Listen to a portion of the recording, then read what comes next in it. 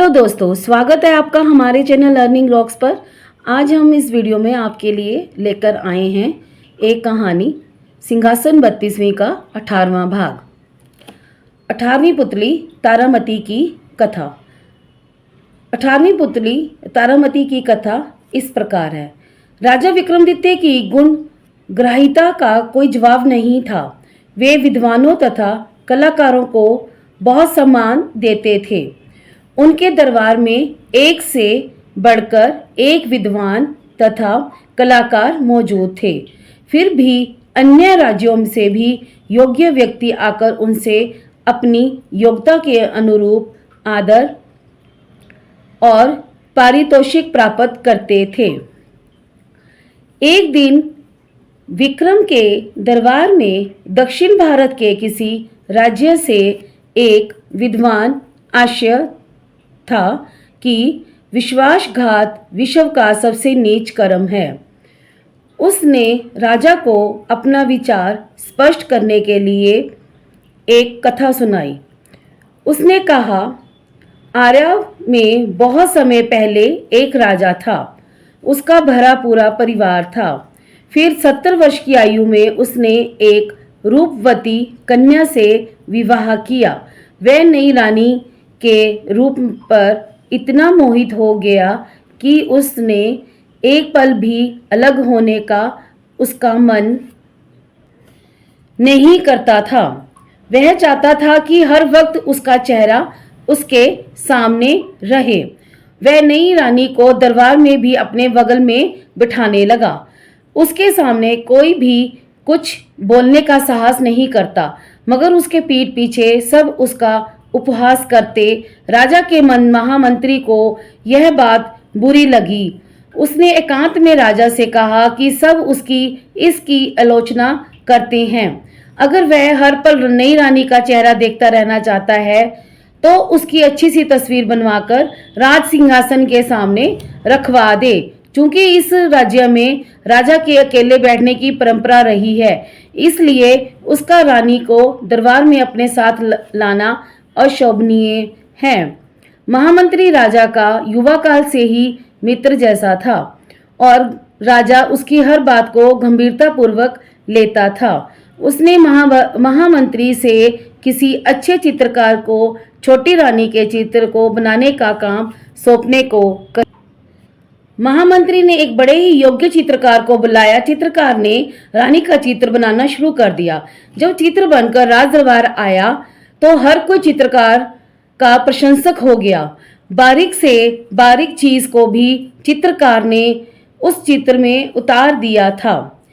चित्र ऐसा जीवंत था मानो छोटी रानी किसी भी क्षण बोल पड़ेगी। राजा को भी चित्र बहुत पसंद आया।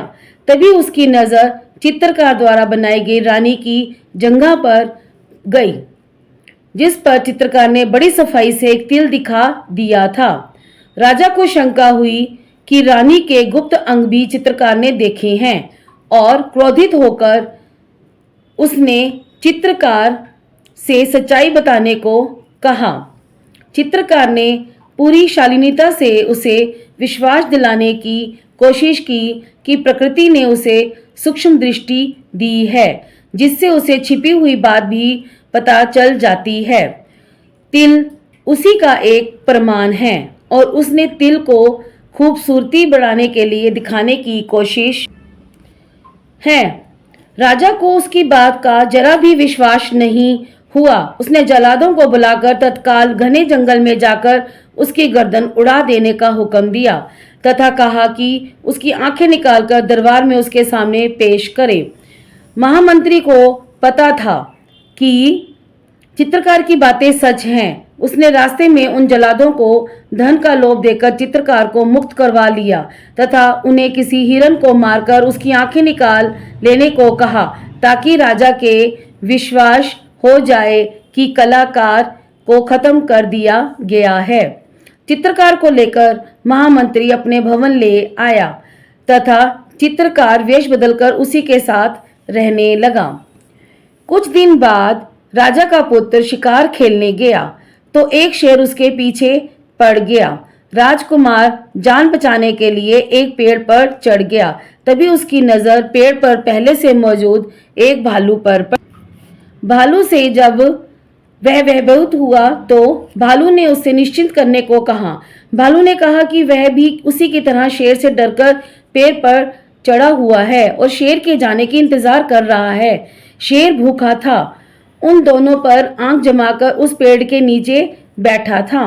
राजकुमार को बैठे बैठे नींद आने लगी और जगे रहने उसे मुश्किल दिख पड़ा। भालू ने अपनी और उसे बुला दिया।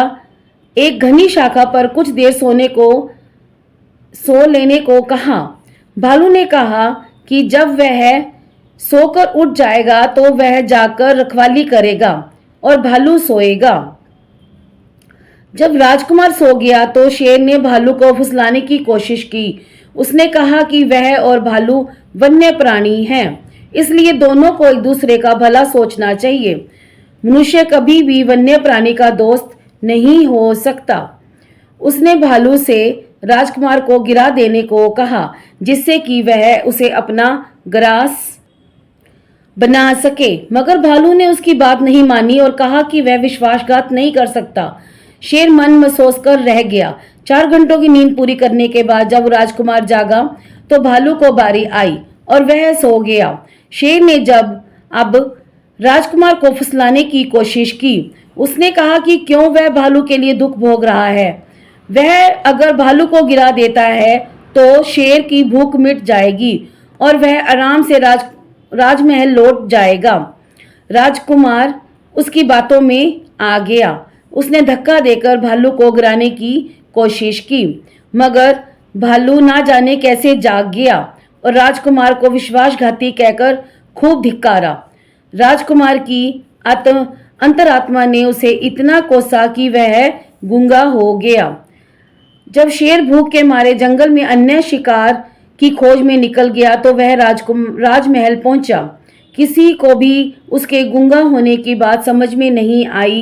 कई बड़े वैद्य आए, मगर राजकुमार का रोग किसी की समझ में नहीं आया। आखिरकार महामंत्री के घर छिपा हुआ वह कलाकार वैद्य का रूप धरकर राजकुमार के पास आया। उसने गूंगे राजकुमार के चेहरे का भाव पढ़कर सब कुछ जान लिया। उसने राजकुमार को संकेत की भाषा में पूछा कि क्या आत्मग्लानि से पीड़ित होकर वह अपनी वाणी खो चुका है, तो राजकुमार फूट फूट कर रोने पड़ा। रोने से उस पर मनोवैज्ञानिक असर पड़ा और उसकी खोई वाणी लौट आई। राजा को बड़ा आश्चर्य हुआ कि उसने राजकुमार के चेहरे को देखकर सच्चाई कैसे जान ली। तो चित्रकार ने जवाब किया कि जिस तरह कलाकार ने उनकी रानी की जांघ का तिल देख लिया था, राजा तुरंत समझ गया कि वह वही कलाकार था जिसके वध की वह आज्ञा दी थी। वह चित्रकार से अपनी भूल की माफी मांगने लगा और तथा ढेर सारे इनाम देकर उसे सम्मानित किया। उस दक्षिण के विद्वान की कथा से विक्रमादित्य बहुत प्रसन्न हुए तथा उसके पांडित्य का सम्मान करते हुए उन्होंने उसे 1 लाख स्वर्ण मुद्राएं दी। धन्यवाद। यदि आपको ये कहानी पसंद आई हो तो मेरे चैनल को लाइक करें, शेयर करें और सब्सक्राइब करें। धन्यवाद।